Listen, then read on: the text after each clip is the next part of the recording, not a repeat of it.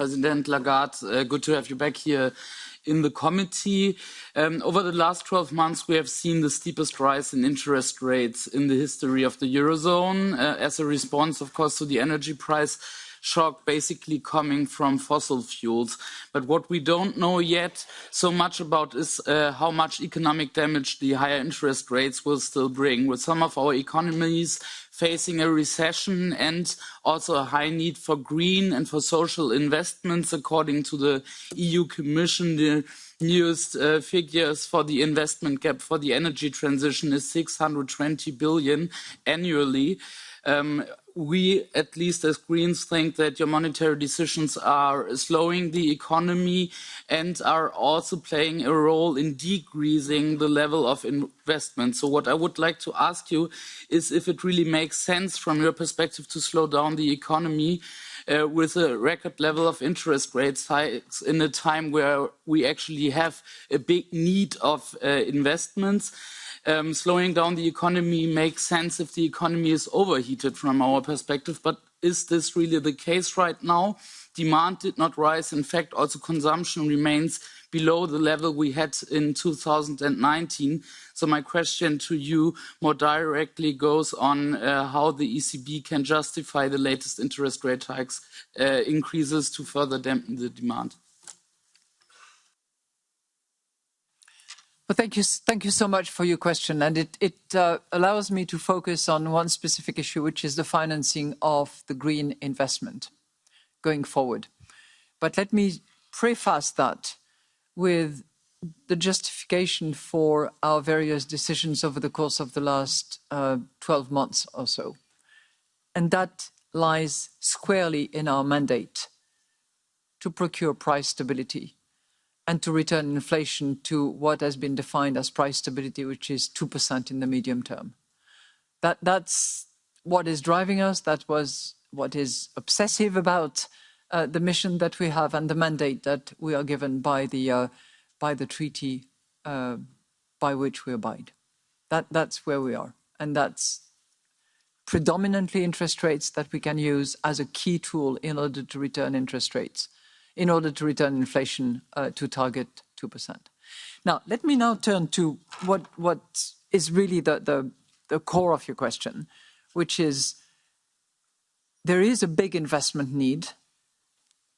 Various numbers are circulated, but I use the 600 billions by way of simplification between the green and the digital investments that are needed from now until probably 2025 in order to align with the Paris Agreement and to make sure that growth is based on green and digital rather than fossil fuel and antiquated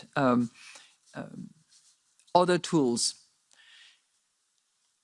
Those investments, I think you would agree with me, are long-term investment, most of them. It touches on infrastructure, it touches on significant investment that will procure a return in a number of years.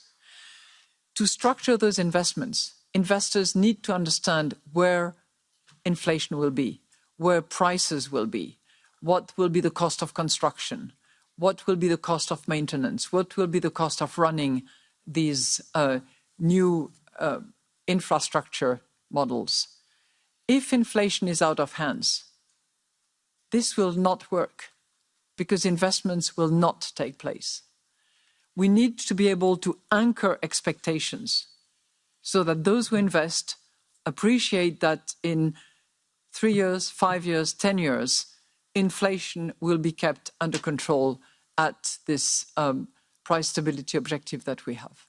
So that's the reason why we believe that it is important to anchor expectations and to make sure that investors who will be investing in the green industry and in digital have less uncertainty and more expectations.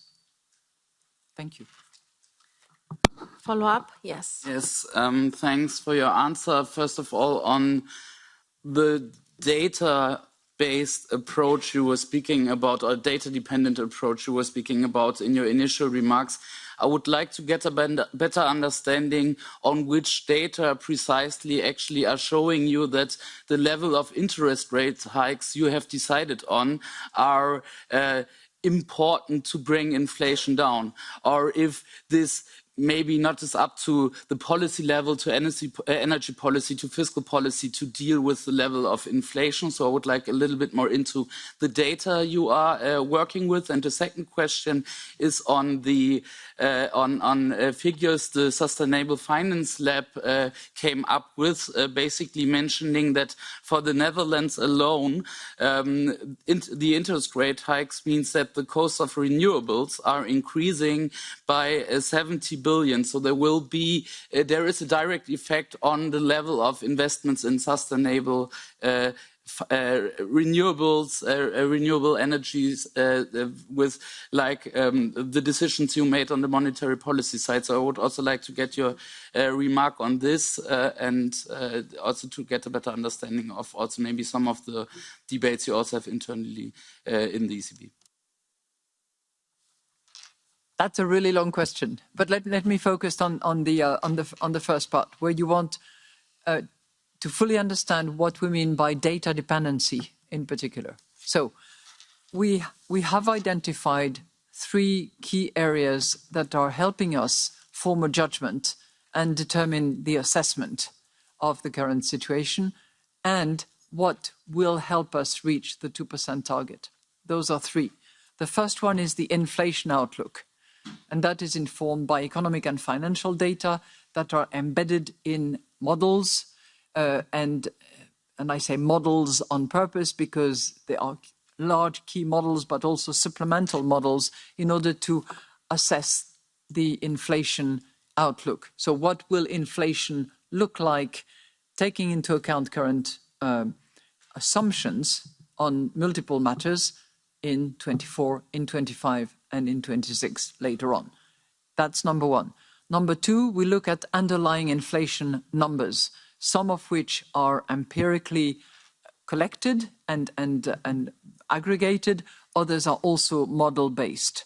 And that is caused by the fact that around headline inflation, which is the one instrument that we use to measure what people are putting up with in terms of prices, but which has a lot of noise around it. So we try to take out the noise, the energy, the food, and then we try to dissect the underlying inflation using multiple ways of focusing on what will really help us identify what is the medium-term inflation.